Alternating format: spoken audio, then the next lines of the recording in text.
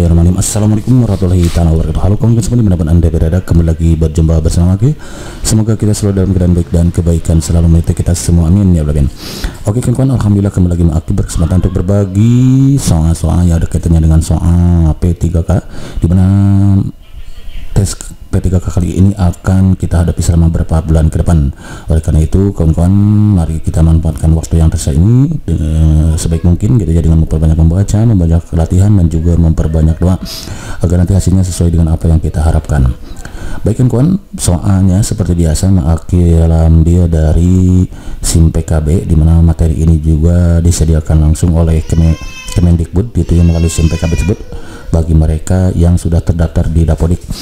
Jadi untuk kawan-kawan yang belum terdaftar di Dapodik, jangan berkecil hati karena Mengakil akan selalu terus update soal-soal yang sesuai dengan materi Kemendikbud ini gitu ya. Mudah-mudahan apa yang mau diberikan, apa yang masih akan sampaikan bisa bermanfaat untuk kawan-kawan semua gitu kan ya.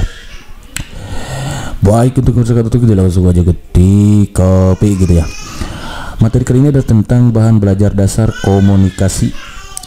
Kemampuan seseorang untuk mengetahui apa yang dialami orang lain pada saat tertentu dari sudut pandang dan perspektif orang lain disebut bla bla bla. A. Clarity, B. Simpatik, C. Empatik, D. Skill, E. Prasangka. Pertama yaudah kita hadapi dulu dia dengan Suleman Jesmoy Solution. Biar apa? Iya betul, biar inspirasi gitu kan ya. Jadi kalau kemampuan seseorang untuk mengetahui apa yang dialami orang lain, biasanya kita care kepada orang lain pada saat tertentu dari sudut pandang dan perspektif orang lain tapi dipandang dari perspektif orang lain. Itu namanya adalah empatik kawan-kawan ya. Jadi jawaban yang paling tepat itu adalah C. Jadi soal ini adalah soal C. Ini penting sekali bagi guru gitu kawan-kawan, untuk kita mengetahui apa yang dialami peserta didik tentunya ya. Apakah dia ada kecenderungan ada dari latar belakang keluarga yang bermasalah, misalkan broken home, atau bagaimana sehingga menjadikan kemampuan atau motivasi belajarnya berkurang, nah gitu ya, sehingga menimbulkan kesulitan belajar. Itu bagian dari kesulitan belajar, makanya ini dipelajari gitu kan. Begitu kan Ansen, inap mantap nih soal berikutnya. Supaya komunikasi berjalan dengan efektif, penting bagi komunikator atau guru dalam hal ini ya, karena kaitannya dengan guru, memahami aspek-aspek di bawah ini, kecuali A. Waktu yang tepat untuk suatu pesan, B. Memilah-milah jenis kelompok sasaran di mana kondisi akan dilakukan, C. Sikap dan nilai yang ditampilkan harus dapat menumbuhkan kepercayaan bagi guru komunikator, D. Bahasa yang digunakan harus dapat dimengerti oleh komunikan. E-nya ini enggak ada nih, ya, error. Jawaban yang paling tepat itu adalah waktu yang tepat untuk suatu pesan itu perlu diperhatikan tentunya kawan-kawan, waktunya kapan. Jadi jangan sampai waktu kita akan berbicara menegasikan suatu materi dalam keadaan misalkan peserta didik sedang ada masalah. Nah ini perlu ya waktunya, ya waktu yang tepat. Kayak kita ngomong dengan orang lain yang sedang ada masalah, nah itu kan kita bercanda dengan orang lain yang sedang masalah, itu bahaya gitu kan ya. Nah itu maka itu perlu diperhatikan ya, aspek-aspek yang perlu diperhatikan. Memilah-milah jenis kelompok sasaran di mana komunikasi akan lakukan, dipilah-pilah juga kawan-kawan. Nah ini sasarannya di mana nih? Kalau peserta didik berarti kemampuan belajarnya bagaimana nih? Makanya itu ada tes kemampuan awal gitu biasanya ya. Ini juga perlu. Sikap dan nilai yang ditampilkan harus dapat menumbuhkan kepercayaan bagi komunikator. Ini sebetulnya tidak perlu diperhatikan ya. Bahasa yang digunakan harus dapat dimengerti komunikan, jelas ini. Jadi yang bukan itu adalah yang C. Begitu kan kawan? Anzen, idap binap, ini mantap. Kalau mantap, next soal number 3. Salah satu faktor penunjang keberhasilan komunikasi yang efektif adalah faktor etos, nilai-nilai pada diri komunikator. Secara teoritis, hal apa sajakah yang dapat membangun etos guru sebagai komunikator dalam pembelajaran? A. Kepercayaan dan daya tarik. B. Kepercayaan dan latar belakang budaya. C. Daya tarik dan kecerdasan. D. Emosi dan seterusnya. Nah, faktor penunjang keberhasilan komunikasi yang efektif adalah faktor nilai-nilai pada komunikasi diri komunikator. Secara teoritis, hal apa saja yang dapat membangun etos guru sebagai penonton dalam pembelajaran. Nah, faktor atau hal-hal yang dapat membangun etos guru sebagai komunikator dalam pembelajaran itu adalah kepercayaan dan daya tarik. Nah, kalau seorang guru dipercaya, maka itu akan menunjang keberhasilan komunikasi. Misalkan ketika kita memberikan atau menginstruksikan peserta didik untuk memungut sampah misalkan ya, kalau si guru tersebut tidak bisa dipercaya, artinya tidak bisa memberikan keteladanan, maka itu kemungkinan keberhasilan yang akan diperoleh oleh guru tersebut itu terkait dengan komunikasinya. Beda kalau gurunya misalkan memberikan contoh mengut sampah sendiri. Nah, ketika kita ngomong gurunya, maka itu tidak akan menjadikan peserta didik cepat gitu untuk melakukannya. Begitu juga ketika seorang guru melarang seorang untuk merokok misalkan, sementara guru sendiri itu tidak merokok. Nah, itu sulit kepercayaan, itu kaitan dengan kepercayaan. Kemudian daya tarik. Nah, daya tariknya bagaimana nih? Perlu perhatikan itu untuk keberhasilan komunikasi. Daya tariknya ini misalkan tentang motivasi dari kisah nyata seorang guru, misalkan keberhasilannya, kesuksesannya hingga dia berada di titik puncak. Nah, itu perlu juga dibangun gitu kawan-kawan ya, hal-hal yang dapat membangun etos guru sebagai komunikator. Jadi jawaban yang berikut yang A, begitu kan kawan. Understand? Idap-idap, ini sering mantap. Kalau mantap, next soal nomor berikutnya. Perhatikan kata istilah liquid dalam pembelajaran IPA dengan kata istilah liquid atau likuiditas dalam pembelajaran IPS. Istilah tersebut memiliki arti yang berbeda dengan konteks masing-masing. Kesalahan memahami suatu istilah dapat menghambat dalam proses komunikasi pembelajaran. Hambatan ini biasa disebut dengan hambatan budaya, B. hambatan persona, C. hambatan semantik, D. hambatan lisan. Nah, terkait dengan liquid di IPA kemudian dengan likuiditas di IPS itu berbeda. Nah, ini menyebabkan kesalahan istilah, memahami suatu istilah dapat menghambat dalam proses komunikasi pembelajaran. Hambatan ini disebut dengan hambatan semantik. Jadi jawaban yang C, begitu kan kan? Understand? Idam-idam, ini mantap. Kalau mantap, next. Nah, contoh pesan non verbal yang terjadi pada proses pembelajaran di kelas yaitu select one. Select one. A. Siswa bertanya langsung tentang materi pelajaran yang tidak dimengerti. B. Guru memberikan standing applause kepada kelompok yang prestasi hasil kerjanya bagus. C. Guru memberikan instruksi dengan tegas supaya siswa tidak bekerja sama dalam mengerjakan ujian. D. Menanggapi langsung pertanyaan dari guru yang ditujukan. Nah, ini non verbal ya. Ini verbal, ini juga verbal, memberikan instruksi ya, ada memberikan instruksi, bertanya langsung, menanggapi langsung, itu verbal semua. Nah, yang bukan itu adalah guru memberikan standing applause kepada kelompok yang prestasi hasil kerjanya bagus. Nah, ini contoh pesan non verbal gitu kan dalam proses pembelajaran. Jadi jawabannya untuk soal nomor ini adalah yang B, begitu kan kawan? Understand? Idam-idam, ini mantap. Kalau mantap, nih soal berikutnya.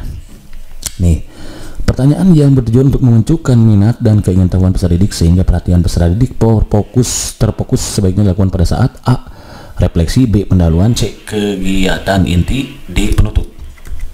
Jawabannya adalah pendahuluan. Awas, harus pakai N di sini ya. Kalau N-nya hilang jadi pendahuluan gitu. Itu bahasa mana itu mak ya? Sorry, just kidding. Jadi kalau kita akan memberikan pertanyaan dengan harapan memunculkan minat dan keingintahuan peserta didik sehingga peserta didik terfokus kepada guru, kepada materi yang akan sajikan, itu sebaiknya dilakukan di pendahuluan gitu ya kawan-kawan. Di B, kalau refleksi bukan di akhir pembelajaran, ini wrong. Kegiatan inti juga bukan, ini kalau kegiatan inti berkaitan dengan penyajian materinya. Penutup bukan ya. Jadi sebaiknya dimunculkan di pendahuluan. Jawaban itu yang B, begitu kan kawan? Understand? Idam-idam, ini sedih mantap. Kalau mantap, next gitu kawan-kawan. Seorang guru dituntut memiliki kemampuan keterampilan bertanya dalam proses pembelajaran. Di antara pernyataan bawah ini, manakah yang kurang tepat mengenai fungsi pertanyaan dalam pembelajaran? A. Mengukur keberhasilan guru dalam menyampaikan pokok pelajaran. B. Merangsang siswa mencari bahan yang kurang lebih banyak. C. Mengembangkan dan membangun konsep diri siswa secara individu. D. Mendorong minat dan motivasi siswa untuk berpartisipasi aktif dalam pembelajaran. Jadi pernyataan ini manakah yang kurang tepat mengenai fungsi pertanyaan dalam pembelajaran? Nah, fungsi pertanyaan dalam pembelajaran itu yang berarti dirasakan manfaatnya untuk siswa. Mana nih di antara jawaban berikut yang manfaatnya langsung dirasakan oleh peserta didik gitu kawan-kawan? Yang merangsang siswa berarti ini jelas ini tujuan peserta didik kan, mengembangkan dan membangun konsep diri secara siswa, benar juga kepada siswa, mendorong dan minat motivasi siswa, betul juga. Nah, yang bukan itu yang BA. Kenapa? Karena ini mengukur guru gitu, bukan siswa. Sementara fungsi pertanyaan itu tujuannya adalah untuk mengukur keberhasilan siswa dalam menyampaikan itu, karena bukan guru yang mau diukur di sini, tapi siswanya gitu yang belajarkan gitu. Jadi kalau begitu jawabannya yang bukan, yang kurang tepat itu yang A, begitu kan kawan? Understand? Idap-idap, ini sih mantap. Kalau mantap, next soal nomor berikutnya. Betul kan A tuh katanya ya. Salah satu kelebihan komunikasi yang dilakukan secara langsung dan tatap muka, direct communication, adalah bla bla bla. A. Komunikator dan komunikan mengetahui respon secara langsung pada saat komunikasi berlangsung. B. Komunikator akan mudah memprediksi respon yang terjadi pada komunikan. C. Komunikator dan komunikasi bisa saling menyapa langsung. B. Komunikator dan komunikan dapat mengatur topik yang dibicarakan. Nah, secara langsung nih. Kalau secara langsung dan tatap muka direct communication itu yang mana?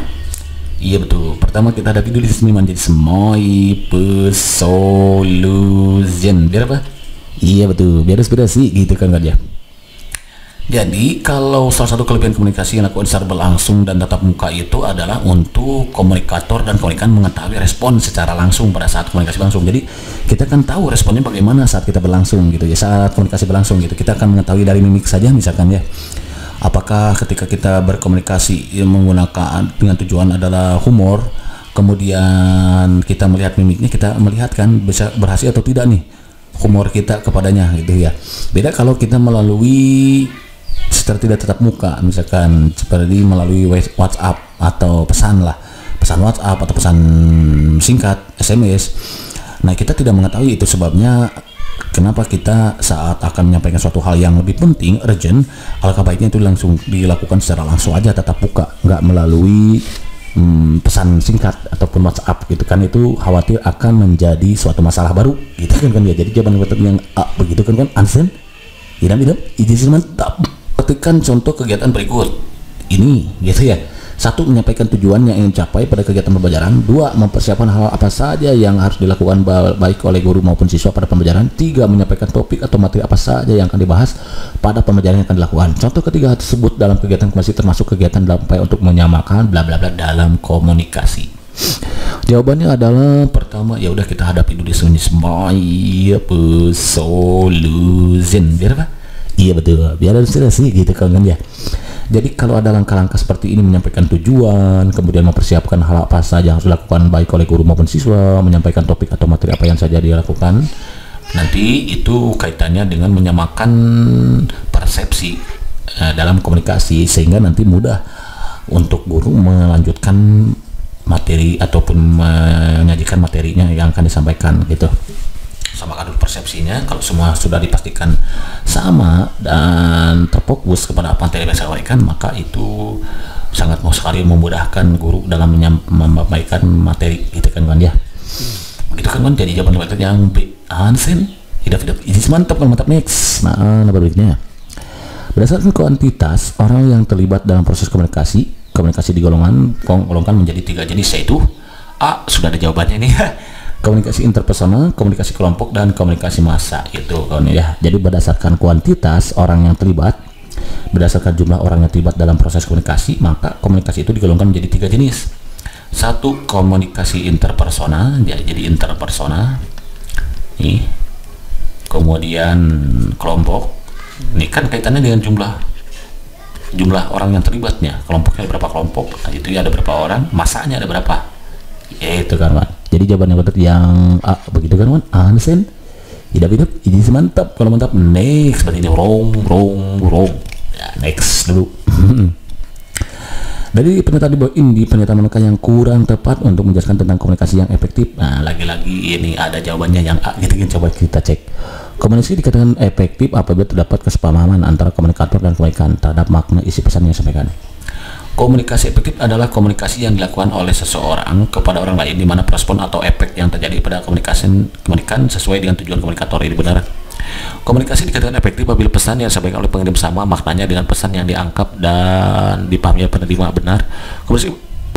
Komunikasi efektif dapat terjadi apabila komunikator menyampaikan pesan hanya secara linear kepada pemeriksaan dengan maksud tujuan untuk udah tinggal laku nih. Sorry ada iklan banget sakit tenggorokan, maaf ya nih. Sorry.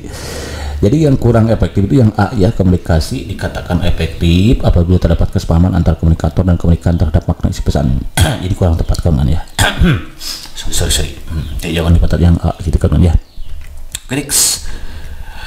Seorang guru menyampaikan materi pembelajaran secara langsung melalui aplikasi video conference yang diikuti oleh siswa secara terpisah. Komunikasi yang terjadi pada kasus tersebut adalah A. Komunikasi media massa, mass media communication. B. Komunikasi media internet communication. Komunikasi langsung bermedia, media direct communication. Komunikasi langsung satu arah, one way direction communication. Ya, jadi kalau ada guru menyampaikan pembelajaran secara langsung melalui aplikasi video conference diikuti oleh siswa berpisah, maka itu disebut dengan komunikasi langsung bermedia, gitu ya, komunikasi media massa. Jadi jawaban tetap yang C, itu kan Ansen. Ini mantap. Kalau mantap next C ya, jawabannya betul ya C itu kan ya. Oke, hal yang tidak termasuk dalam jenis komunikasi nonverbal adalah gerakan tubuh, intonasi suara, bahasa yang menggunakan ekspresi wajah.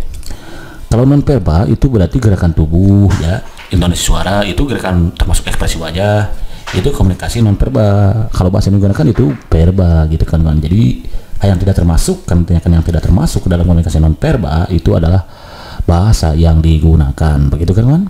Understand? Idap-idap, ini mantap. Kalau mantap, next soal berikutnya. Secara sederhana, komunikasi dikatakan efektif apabila pesan yang disampaikan oleh pengirim sama maknanya dengan pesan yang ditangkap oleh dan dipahami oleh penerima yang tadi itu ya. Diagram yang menunjukkan komunikasi efektif adalah perception, interpretation, action, understanding. Perception, interpretation, understanding, action. Jadi mana nih? Secara sederhana, komunikasi dikatakan efektif apabila pesan yang disampaikan oleh pengirim sama maknanya dengan pesan yang ditangkap oleh dan dipahami oleh penerima. Pertama, ya udah kita hadapi dulu yang instrumen ya. Jadi semai solution, biar apa? Iya betul, biar sudah sih gitu kan ya. Cirinya kan kawan, kalau action itu jelas terakhir ya, jadi wrong. Sorry, action itu harus terakhir. Jadi kalau understanding terakhir itu wrong, understanding terakhir wrong, interpretation terakhir. Jadi action yang terakhir mana? Ya ini. Nah ini berarti jawabannya betul yang B, begitu kan understand? Idap-idap, jadi mantap gitu ya. Perception dulu, disamakan persepsinya, interpretation, understand, dimengerti, lalu nanti action, baru beraksi gitu. Oke, next. Pada pendekatan pembelajaran saintifik, keterampilan komunikasi siswa dapat dilihat dan diukur dinilai pada kegiatan di bawah ini, kecuali A. Mendiskusikan suatu masalah, B. Mengumpulkan data, mempresentasikan hasil diskusi, mencoba, dan eksperimen. Oke kan, pertama hadapi dulu dia dengan semuanya. Semai solution, biar apa? Iya betul, biar inspirasi gitu kan ya. Dalam pendekatan pembelajaran saintifik, keterampilan komunikasi itu dapat dilihat dari ukur dari komunikasi seorang siswa atau peserta didik itu bisa diukur dari bagaimana dia berdiskusi terhadap mendiskusikan suatu masalah. Ini betul. Bagaimana dia mengumpulkan data. Saat dia mengumpulkan data itu kan terjadi komunikasi juga kawan-kawan. Nah, bagaimana proses dia mengumpulkan datanya, apakah menggunakan bahasa yang baik dan sopan, kemudian dia bertanya dengan menggunakan intonasi yang bagus atau tidak, itu kan itu bisa dilihat tuh dari keterampilan komunikasinya. Mempresentasikan hasil diskusi ya, kayak dia presentasi di depan kelas, bagaimana bahasa yang digunakannya, apakah dia baik atau tidak, itu bisa diukur. Jadi yang bukan itu mencoba dan bereksperimen itu tanpa berkomunikasi kan ya, karena bahasa yang digunakan tanpa menggunakan bahasa kan orang mengerti gitu ya. Jadi keterampilan komunikasinya sulit dimengerti saat dia mencoba atau bereksperimen. Jadi jawaban yang tepat itu soal ini karena ditanyakan yang kecuali, berarti jawaban yang tepat yang D, begitu kan? Understand?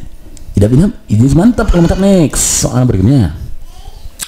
5 hal yang perlu diperhatikan guru dalam membangun iklim komunikasi yang positif dengan peserta didik yaitu bla bla bla. Nah, lagi-lagi ada jawabannya gitu ya, yang A nya udah yang A nya. Jadi 5 iklim yang diperhatikan guru dalam membangun 5 hal yang perlu diperhatikan guru dalam membangun iklim komunikasi itu adalah respect, simpati, audible, clarity, dan humble. Terakhir humble ya, respect dulu, terakhir humble, itu ada 5. Maka jawaban yang A, begitu kan? Understand?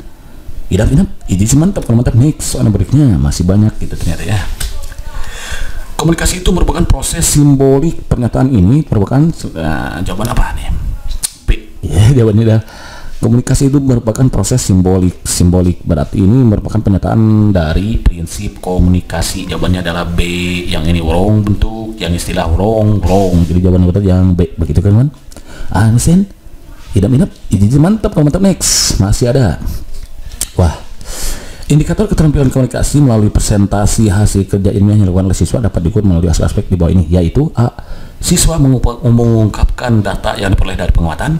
B. Siswa bekerja sama mendiskusikan temuan di lapangan. Siswa melakukan praktikum coba di kelompok. Siswa mengumpulkan bukti-bukti hasil pengamatannya. Jawaban yang kuat adalah A. Ya, ini jebakan Batman ya, walaupun ada jawabannya C, ini bohong gitu ya. Jadi indikator keterampilan komunikasi, karena yang diukur adalah komunikasi, yaitu adalah siswa mengungkapkan data yang peroleh dari pengamatan. Ini siswa melakukan praktikum, ini jelas bukan komunikasi ya. Siswa bekerja sama juga bukan. Mengumpulkan bukti-bukti yang begitu. Jadi siswa mengungkapkan, kan ada kata mengungkapkan gitu, maka ia ada keterampilan komunikasi. Jadi jawaban yang A, begitu kan kawan? Understand? Ini mantap. Kalau mantap, next soal berikutnya. Fungsi utama mengajukan pertanyaan kepada siswa dalam proses pembelajaran yaitu untuk A. menempatkan siswa sebagai subjek belajar, B. mengetahui keinginan siswa, C. memenuhi rasa ingin tahu siswa, D. mengajak siswa untuk berpikir dan bernalar. Mana yang jawabannya? Yang mana nih? Menempatkan siswa sebagai subjek belajar atau yang mana nih? Mengajak siswa untuk berpikir dan bernalar. Fungsi utama sebagai subjek mengajukan pertanyaan kepada siswa dalam proses pembelajaran. Antara A dan B, C, D. Mengajak siswa untuk berpikir dan bernalar, memenuhi rasa ingin tahu, mengetahui. Jadi jawabannya adalah menempatkan siswa sebagai subjek belajar. Dengan fungsi utama mengajukan pertanyaan kepada siswa adalah menempatkan siswa sebagai subjek belajar. Jadi belajar itu dia gitu ya, antara A dan D sebetulnya ya. Tapi mengajak siswa untuk berpikir dan bernalar bisa jadi, tapi menempatkan lah ya, gitu kan ya. Next, merancang pertanyaan. Nah, merancang pertanyaan-pertanyaan dalam proses pembelajaran yang bertujuan memotivasi siswa untuk tetap menaruh perhatian pada pelajaran dan memantau siswa tetap fokus pada pelajaran sebaiknya dibuat disusun dan mencari program pembelajaran pada bagian mana ya, yang kegiatan inti nih. Jadi di kegiatan inti ini bolong, kegiatan pendahuluan juga bolong ini kan. Jadi kalau kita ingin merancang pertanyaan-pertanyaan pembelajaran bertujuan untuk menaruh perhatian pelajaran, jadi supaya siswa tetap fokus kepada guru dan mengontrol siswa tetap fokus pada pelajaran gitu, maka pertanyaan-pertanyaan tersebut perlu kita rancang dan disimpan di bagian kegiatan inti. Jawabannya metode yang C, begitu kan kawan? Understand? Tidak mantap. Mantap. Next, menyampaikan tujuan pembelajaran atau kompetensi yang ingin dicapai melalui pembelajaran yang akan dilakukan bersama-sama di satu kelas disampaikan oleh guru pada kegiatan B, kegiatan pendahuluan ya, pendahuluan juga ya. Ini juga jebakan Batman ya, ini wrong. Jadi kalau mau menyampaikan tujuan pembelajaran, kompetensi yang ingin dicapai melalui pembelajaran akan dilakukan bersama-sama suatu kelas, maka itu dilakukan di kegiatan pendahuluan gitu ya. Pendahuluan kawan-kawan. Jadi saat kita mengajukan proses pembelajaran di kelas, jangan langsung ke materi, tapi sampaikan tujuannya apa sih? Nah, tujuannya KD-nya apa sih? KD yang ingin dicapainya apa? Nih, tujuannya untuk apa lah gitu. Jadi dikemas dalam pendahuluan kawan ya. Pendahuluan gitu. Oke, understand? Inap, ijaz mantap. Next. Wow, masih banyak ya. Pada saat tertentu, siswa tidak akan memperhatikan apa yang dijelaskan oleh guru ketika dia menganggap penjelasan guru semakin tidak jelas, semakin bingung, bahkan semakin stres gitu ya. Hal ini merupakan hambatan komunikasi antara guru dan siswa dalam bentuk gangguan kepentingan. Biasanya ya ini jadi bukan ini wrong ya, gangguan semantik. Wrong tadi kan sudah gangguan semantik basic, bukan apalagi mekanik apalagi itu. Jadi gangguan saat siswa tidak akan memperhatikan apa yang dijelaskan oleh guru ketika dia menganggap penjelasan guru semakin tidak jelas, bingung. Gangguan kepentingannya dia nggak berkepentingan dengan apa yang disampaikan gitu. Itulah sebabnya harus ada guru bagaimana menjadikan materi akan sampai itu berkepentingan untuk setiap personal. Makanya perlunya diaplikasikan ke dalam kehidupan atau masalah kontekstual, itu masalah yang berkaitan dengan kehidupan sehari gitu, supaya mereka ada kepentingan sehingga mereka terus fokus kepada materi atau penjelasan dari guru gitu kan kawan. Understand? Ini mantap. Next, selesai kawan-kawan ya. Oke kawan-kawan, barangkali saja dulu yang sudah dikasihkan ini oleh Mak Hakim, mudah-mudahan bermanfaat untuk kawan-kawan. Di samping memaksimalkan usaha yang rajin dan rutin, agar kawan-kawan juga tidak lupa untuk memaksimalkan dengan doa. Kenapa tidak usaha yang maksimal tanpa adanya doa itu sama aja dengan bohong. Apalagi kalau berdoa saja tanpa usaha itu sama aja bohong gitu ya. Usaha tanpa berdoa itu sombong gitu kawan-kawan, dan berdoa tanpa usaha itu sama aja dengan bohong gitu. Antara usaha dan doa harus sama-sama maksimal, karena judul lagunya kan perjuangan dan doa. Jadi work hard, play hard. Oke kawan-kawan, itu saja dulu barangkali yang bisa cuma tunggu ini. Insya Allah akan selalu update materi-materi selanjutnya oleh Mak Hakim di mana lagi. Jadi tetap pantau terus channel ini gitu ya. Kalau ada pertanyaan silahkan ditinggalkan di kolom komentar. Kalau ada request pertanyaan boleh di request aja di kolom komentar. Insya Allah kalau waktu mungkin nanti bahas satu persatu. Oke, thank you for watching. See you next video. Assalamualaikum warahmatullahi wabarakatuh.